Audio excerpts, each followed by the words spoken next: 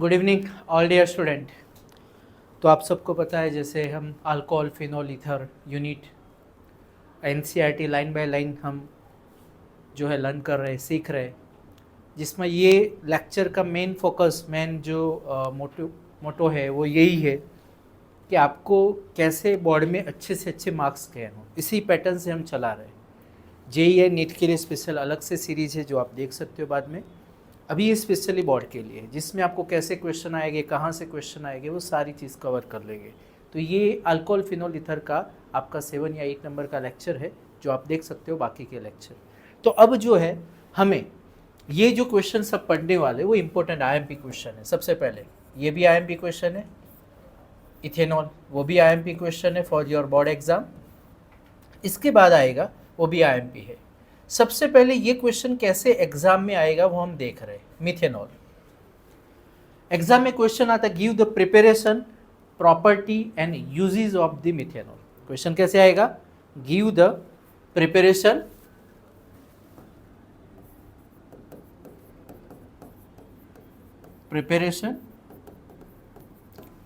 Properties and uses of methanol. ठीक है, इस तरह ये क्वेश्चन आपको एग्जाम में 2 या 3 मार्क्स में आ सकता है। ठीक है। अब सबसे पहले हम इसकी प्रिपरेशन की बात करेंगे। तो देखो प्रिपरेशन में आप देख सकते हो कि कार्बन मोनोऑक्साइड CO के साथ 2 मोल हाइड्रोजन, दोनों हमें इजीली अवेलेबल है, कार्बन मोनोऑक्साइड भी एंड हाइड्रोजन भी। ठीक है, जिसको presence of catalyst zinc oxide and chromium trioxide and 200 to 300 ATM pressure है, साथ में 573 to 673 केल्विन टेम्परेचर है। तो इन दोनों के बीच में रिएक्शन होकर हमें मिथेनॉल मिल जाएगा। क्लियर? अब देखो ये आपको बहुत कुछ इसमें मैकेनिज्म भी है, ध्यान रखना, लेकिन अभी जरूर नहीं है। मैं पहले कह चुका हूँ, अभी आपको बोर्ड की पैटर्न से ही मैं चला रहा हूँ ताकि कम समय में आपका यूनिट कवर हो जाए, साथ में याद भी हो जाए और बोर्ड में अच्छे नंबर से आप पास भी हो जाओ। ठीक है, तो प्रिपरेशन समझ में आ गई होगी। CO कार्बन मोनोऑक्साइड के साथ hydrogen, zinc oxide with chromium trioxide catalyst, 200 to 300 ATM pressure, 573 to 673 kelvin temperature, हमें मिथेनॉल मिल जाएगा। बोलो क्लियर? तो यही चीज़ यहाँ थियरी में भी लिखी है, यहाँ से ये पोर्शन में। ये ऊपर वाला पोर्शन है वो अलग है, ये प्रिपरेशन हो गई। और प्रिपरेशन के ऊपर से क्या करना है आपको, उसी की रिस्पेक्ट में 2-3 लाइन लिख लेनी है। कैसे? यहाँ से देखो कि methanol is produced by hydrogenation of carbon monoxide at high pressure and temperature, presence of this. Okay, तो यही हमारा पॉइंट नंबर 1 हो गया, प्रिपरेशन। बोलो क्लियर? ये प्रिपरेशन लिखा है, इसके ऊपर से थियरी लिख ली। अब सेकंड पॉइंट कि मिथेनॉल का दूसरा नाम जो है वो वुड स्पिरिट है। क्या है बोलो? Would spirit. क्लियर? ठीक है, वुड स्पिरिट का मतलब तो पता ही है ना।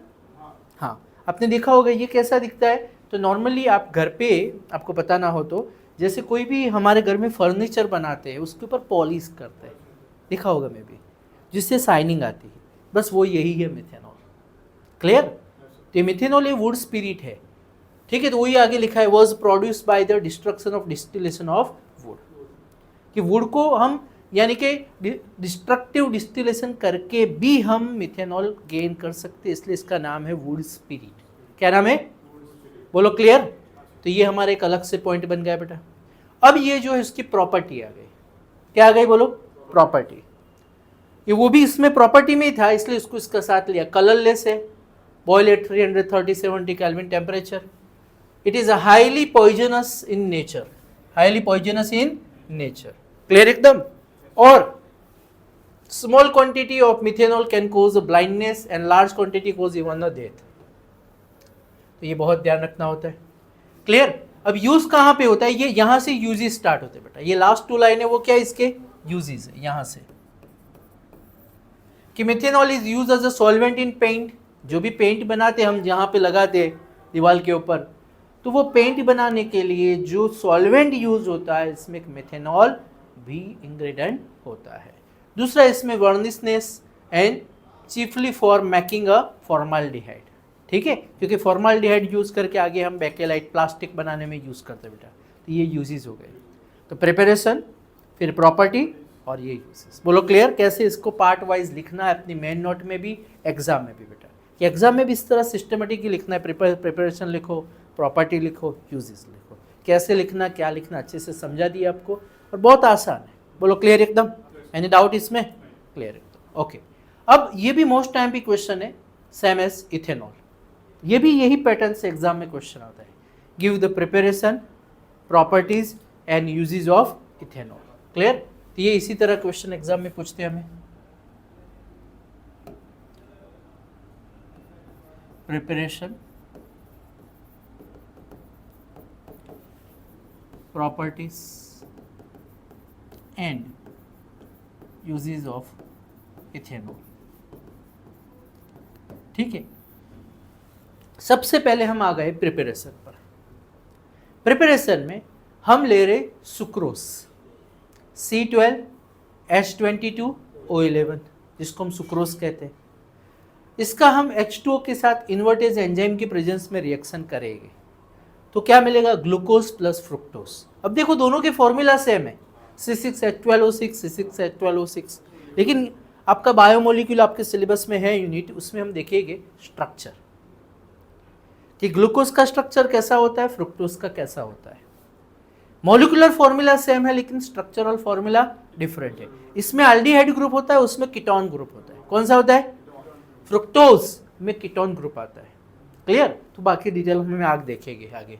अब ये जो है इसको जाइमेज एंजाइम के प्रेजेंस में रिएक्शन करेंगे हम, तो हमें मिल जाता है अल्कोहल, जिसको कहते हैं इथेनॉल। क्या कहते हैं बोलो? क्लियर एकदम? ठीक है, तो ये हो गई बेटा इसकी प्रिपरेशन, और कॉमर्शियली इसी तरह बनाया जाता है। और आपको क्वेश्चन होगा सर ये कहाँ से ऑब्टेन होता है?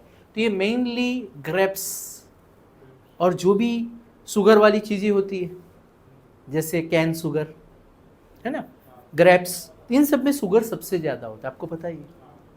इसलिए आपने देखा होगा कि कभी भी आप बाहर घूमने जाते हो, थक जाते हो, तो आप क्या करते हो? भाई शेरडी का रस है, कैन शुगर, वो आप पी लेते हो, आपको पता ही है। ठीक है, तो एग्जैक्टली जो है वहाँ रख ले, तो एग्जैक्टली जो है आपको पता ही है कि ये, क्योंकि कैन शुगर सीधा कन्वर्ट होकर ग्लूकोज बन जाता है। क्या बन जाता है? और ग्लूकोज का कन्वर्टन होकर हमें पता है हमारी बॉडी में एनर्जी रिलीज करता है, ATP। तो ये जो एग्जैक्टली जो है, तो ये हमें कहाँ से ऑब्टेन होता है वो तो आपको पता चल गया। तो ये हो गई प्रिपरेशन बेटा, बोलो क्लियर? तो ये यहाँ पे लिखा हुआ है फर्स्ट पोर्शन में, ये इस प्रिपरेशन का एक पार्ट है। Ethanol is obtain commercially bye fermentation, the oldest method of from a sugar. The sugar is molasses, sugarness fruit as such a grapes is convert glucose in fructose which है formula this one. Enzyme के presence में reaction होगा, fermentation होगा, इसको fermentation ही कहते हैं। तो last में हमें क्या होगा? ईस्ट के थ्रू प्रेजेंट करेंगे तो इथेनॉल मिल जाएगा। तो ये जो प्रिपरेशन लिखी ना बेटा, इसी की ये पूरी थियरी है, इसी के ऊपर थियरी है कि हमें ये सुक्रोज कहाँ से मिलता है। फर्स्ट पॉइंट वही पॉइंट लिखा है। सुक्रोज को कैसे कन्वर्ट करेगी ग्लूकोज में, वो बता दिया। ग्लूकोज में से अल्कोहल कैसे बनाएगी, वो भी बता दिया, है ना। यही करते हैं गांव वाले भी, देसी दारू बनाते, नाम सुना होगा, है ना। अभी जैसे अपने बीच में अपनी सिटी में ही मतलब जो है पेपर में आया था लट्ठा कांड, तो क्या कर रहे थे, वो देसी दारू बनाया, तो गलती से इथेनॉल की जगह मिथेनॉल बन गया। अब मिथेनॉल तो अभी पढ़ लिया, वो तो पॉइजनस है, खत्म। तो इथेनॉल वो एज ए यूज होता है लिक्वर, वो ड्रिंक करते हैं ना, तो ड्रिंक में यूज होता है। लेकिन इसमें सपोज मिथेनॉल आ गया तो वो गया काम से। तो वो जो देसी दारू बनाते हैं ना गांव वाले, तो उसमें कुछ कभी कभी ऐसा होता है कि कुछ अमाउंट में उसकी प्रोसेस होकर इथेनॉल के साथ साथ मिथेनॉल भी बन जाता है। कम अमाउंट में होता है तो फिर किडनी वगैरह इंपेक्टेड होती है, ब्लाइंडनेस आती है, दूसरे कुछ प्रॉब्लम होती है लाइक पैरालिसिस, ये वो। ज़्यादा अमाउंट हो गई तो खत्म। क्लियर एकदम? तो ओके ठीक है। तो अभी इसके यूजेस देख लेते हैं। Wine making, grapes are source of sugar and yeast. As the grapes ripen, quantity of sugar increase yeast grown in the other skin. When grapes are crusted, sugar and enzyme come in the contact. Fermentation take place and anaerobic condition and absence of carbon dioxide. It is released during the fermentation. ये पूरी process बता दी कैसे हम बनाते हैं इसको। The action of enzyme inhibited on the percentage of alcohol format exceed 14%. ठीक है, ये सब लिखने की जरूरत नहीं है बेटा, जब भी ये सब आता है सीधा यहाँ जाना है, क्योंकि ये फर्मेंटेशन का पार्ट है। इसलिए ethanol is a colourless, boiling point 351, use as a solvent, paint industries and preparation of number of carbon compound. Commercial alcohol is made unit for drinking by mixing with some copper sulfate and pyridine. It is known as a denaturation of alcohol. Clear बेटा? समझ में आ गया? तो ये सब इसके यहाँ property थी, ये यूजेस थे. ओके अब ये इसके साथ साथ कॉमर्शियली इथिन में से भी हम बना सकते हैं. इथिन का क्या करेगा? Hydrolysis. CH2 double bond CH2, H2 का बॉन्ड क्लेवेज हुआ, एक बाजू गया H प्लस CH3, एक बाजू गया OH CH2H, इथेनॉल बन गया. तो ये इससे भी इजी है. फर्मेंटेशन करो, वो करो, इससे ये इजी मेथड है. इंडस्ट्री में इस तरह भी बनाया जा सकता है अल्कोहल. क्लियर एकदम? ठीक है, ओके बेटा. तो ये हो गए हमारा बेटा क्वेश्चन, इंपॉर्टेंट क्वेश्चन इथेनॉल. तो इथेनॉल एक बार वापस से रिपीट कर रहे हैं. C12H22O11 जिसको कहते हैं सुक्रोज, जिसका हम इन्वर्टेज एंजाइम तो ग्लूकोज एंड फ्रुक्टोज मिलेगा बेटा.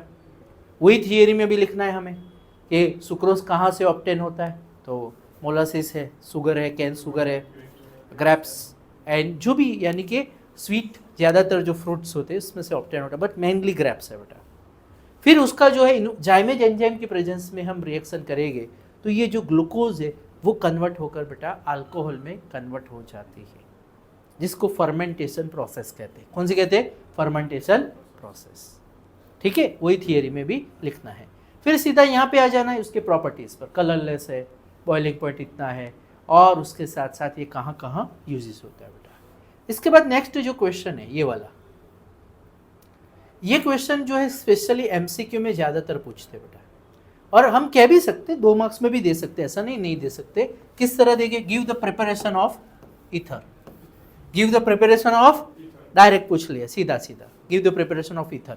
तो यहाँ पर आप देख सकते हो ये ईथर की प्रिपरेशन हो रही है. क्लियर एकदम? और दूसरी आती है विलियमसन, वो आगे देखेंगे.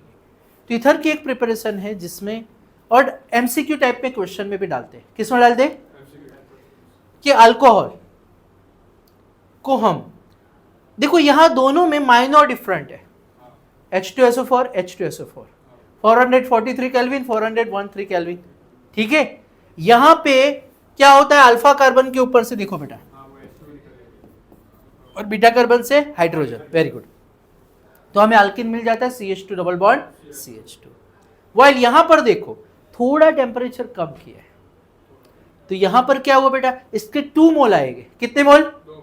2 मोल आएंगे, और हमें मिल जाएगा ईथर. क्या मिल जाएगा? क्या होगा आपको पता है, आगे पढ़ लिया था हमने. CH3 CH2OH, और इसी तरह HO यहाँ पे CH2 CH3.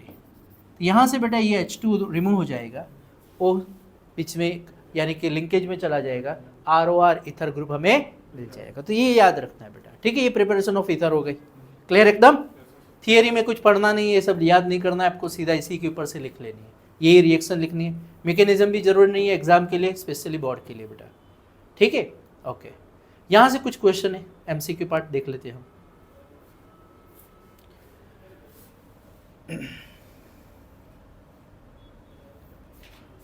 अब ये भी IMP क्वेश्चन है बेटा. Describe about Williamson synthesis. कैसे पूछेंगे? Describe about Williamson synthesis. Clear एकदम?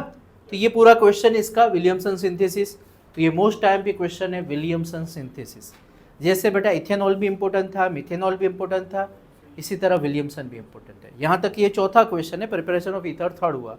ये विलियमसन सिंथेसिस भी एक नेक्स्ट वन क्वेश्चन है. देखो ये सब करने की जरूरत नहीं है, जो मना करूँ उसमें मत जाना बेटा. आपको करना है, आई हैव नो प्रॉब्लम, आप मुझे पूछ सकते हो पर्सनली भी जब भी आप घर पे रीड करो. बट मैं पहले ही कह दिया आपको फोकस करना है 90 को, नॉट अ 10. मेरा इंटेंशन समझ गए क्या कहना चाहता हूँ? आपका टारगेट होना चाहिए 90%. 10 मार्क्स का ऐसा होगा नहीं आएगा, बट नो मैटर, ऑप्शन है हमारे पास, क्योंकि आपकी पैटर्न बोर्ड की आपको पता ही है, उसमें ऑप्शन आते. बाई चांस ऐसा आ गया, कोई ऐसी जगह से पूछ लिया जो हमने नहीं पढ़ा, सपोज, डोंट वरी, उसको निकाल देंगे. ठीक है, इसलिए हमें वहाँ से करना है कि जो जहाँ से क्वेश्चन बनते हैं. अब जहाँ से कोई क्वेश्चन ही नहीं बनता, कुछ पॉइंट ही नहीं है, no for MCQ, not for JEE, not for NEET, तो why be wasting the time.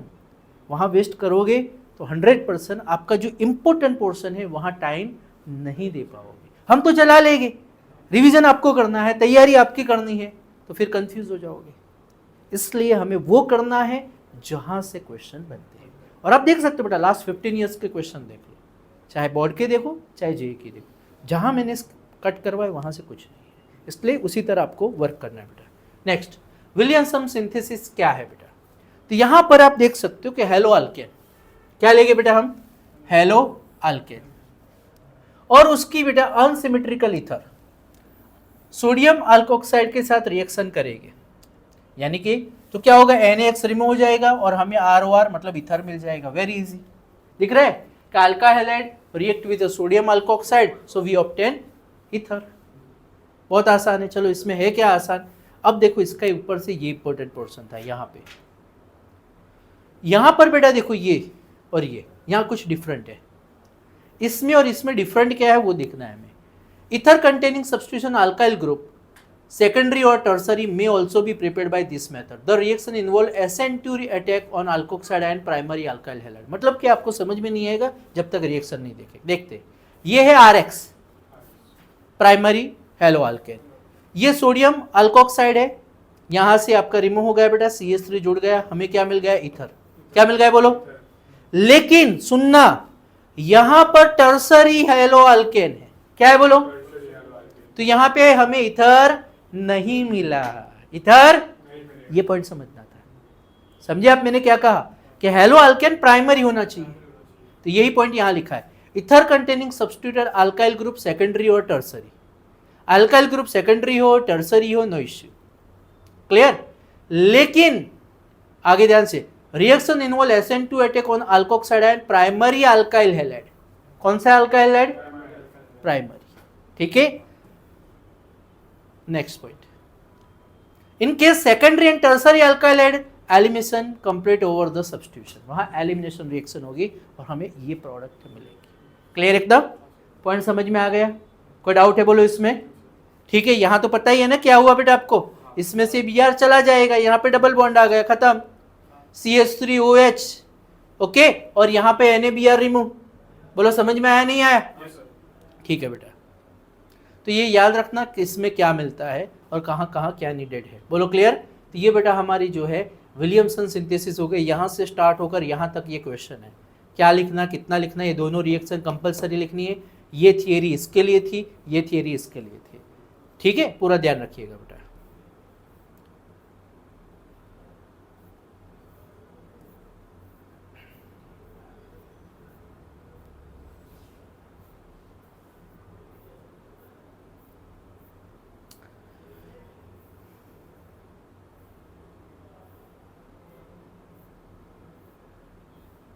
चलो इसी के ऊपर से एग्जाम्पल है, देख लेते। देखो ध्यान से, क्या है, the following is not appropriate reaction of the preparation of tertiary butyl ether। Tertiary, देखो टर्सरी ब्यूटाइल ईथर का मतलब तो पता ही है बेटा, ये टर्सरी हुआ और ये इथाइल ईथर हो गया, ठीक है। अब यहाँ पे देखो क्या हुआ, सोडियम क्लोराइड चला गया NaCl,